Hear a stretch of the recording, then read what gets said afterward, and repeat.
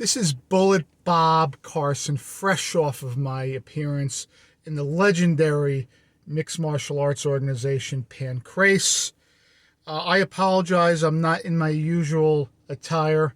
I wasn't able to visit one of my many properties along the Jersey Shore. I have many businesses, most of which are legitimate. I want to do a video review of John Alite's book, Gotti's Rules. I listened to the book on Amazon Audible. This is written by George Anastasia, narrated by Joe Barrett, and of course, it's about the life of John Alite. I've listened to it twice, so obviously I like the book, okay? There's a number of different things that pop out here. The narration on the part of Joe Barrett is great, fantastic. It really keeps your interest. Really, the way he enunciates things, his voice, his gravelly voice, it's very good, and it just makes it that much more interesting. The book itself, look, they make no motion. They indicate that Gotti wasn't interviewed for this book. None of the Gotti family members were interviewed for this book. So this is John Alite's account of everything. So we have to keep that in mind, okay? They didn't want to make it a he said, she said type of book. It was just basically John Alite's life and his relationship with Gotti, the third, Gotti Sr., Vicky Gotti, Charles Carneglia, John Carneglia, all the different people that were, associated with the Gambino crime family. And I got to tell you, there's a few things that pop out here. Look, I'm not here to say whether or not Alite's claims are correct, every single one of them, but he does come across in this book as a noble guy. He doesn't deny he was a thug, doesn't deny he was a murderer, doesn't deny he was a drug dealer, okay? He denies very little of everything, whereas Gotti, the Gotti family, they deny everything that Alite says, okay? I got the feeling that listening to this book that Alite is a tough guy, a guy that was in prison. He spoke about his time in Brazilian prison, Ade Franco, and a couple other prisons in Brazil, and to do that, the horrific conditions of a Brazilian prison. I mean, you got to understand, Brazil, some parts of Brazil are not even civilized.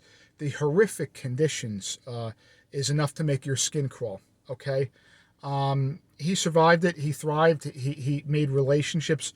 Alite is of Albanian descent, and he was able to make relationships. He came across as much of a hoodlum as he was, as somewhat of a people person, someone of a guy that can make connections and understand the streets, which is why, according to him, he was John Gotti Jr.'s right-hand man. They kept him attached to John Gotti Jr., as Alite says, as a babysitter. Someone that understood the streets, whereas, Gotti the third, according to Alite, is just a spoiled, a kid living off of his father's names.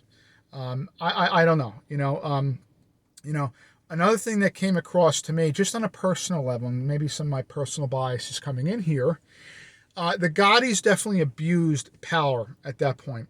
He mentioned the hit against Paul Castellano, total violation of Cosa Nostra rules. Okay, he mentioned he mentioned that the Gottis would always demean their underlings by calling them names, ordering them around. He mentioned the Danny Silva murder in a bar, which Alite contends was at the hands of John Gotti Jr. How according to Alite, John Gotti Jr. Went down and looked at him, Danny Silva, and said, "I put him down like an animal." Standing over him as he died. He went back to the murder scene, allegedly. The Gottis, definitely, in my opinion, seem like they really abused their power and were ruthless. We're thugs. Even John Gotti Jr. today, he comes across as professional, like a professor, articulate. You could tell he lived the life. He once was in the life, and he's a street guy, and he has that mafia thug, type of part to his personality. There's no question about that. At least that's what I feel. Also in this book is so many things covered in this book. John Gotti, the third, beat 4 trials. According to Gotti himself, he was indicted 8 or 9 times, beat all of them. Okay, and Alite contends, it's that's how the Gottis play, the intimidating witnesses, bribing detectives, hampering investigations, all that stuff. And Alite says in 2005, Gotti and his team of attorneys met with the FBI, and a 302 was formed. The 302 is the deposition record that the government uses when they meet with former mob people that are working with the government and whatnot. So many different things in this book. Whether you like John Alite or not, I recommend reading this book. George Anastasia is an award-winning author. George Anastasia has many awards and is an extremely credible source when it comes to the mob. He's fantastic. This book is, Alite, I think comes across as a tough guy, a noble guy in that world, and someone that has tried to be as honest as he could about his relationship with the Gottis and what he did. Now, you look at John Jr. John Jr. would say the opposite. John Jr. would say, look, nobody believed Alite, and jury didn't believe this, jury didn't believe that, blah, blah, blah. I don't know. Like I said, I'm not here to try to, draw conclusions one way or the other. But I'm here to tell you that I highly recommend Gotti's Rules. I'm probably going to listen to it for a third time, okay? Very, very interesting book. Talks about the Gottis, talks about John Carneglia, who was a ruthless hitman under the Gambino crime family. He used to have books on anatomy because he liked to dissect bodies. He was a sick maniac. And you look at this guy, he's just like, your skin crawls. His unkempt appearance, he's pretty scary. Alite is trying to turn his life around. Okay, he's trying to give speeches now and trying to motivate people against the life that he once lived. So this is a noble book. I recommend it. This is Bob Carson from Mob Chats, Bullet Bob Carson. And you know something? I'm going to leave this with a challenge. John Gotti III, listen, I know that your family is no longer what it was in the 1980s or 90s. I know that you guys are, I like to think you guys are out of the life, okay? So,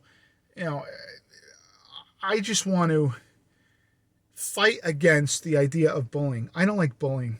I don't like people that abuse their power, I want to be the voice of the voiceless. And to me, to a certain extent back then, the Gotti's families definitely abused their power.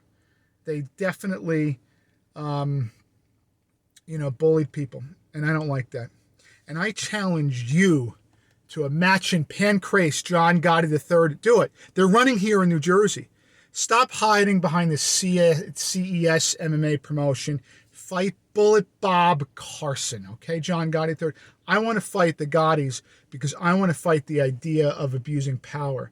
I want to fight, for all intents and purposes, bullies.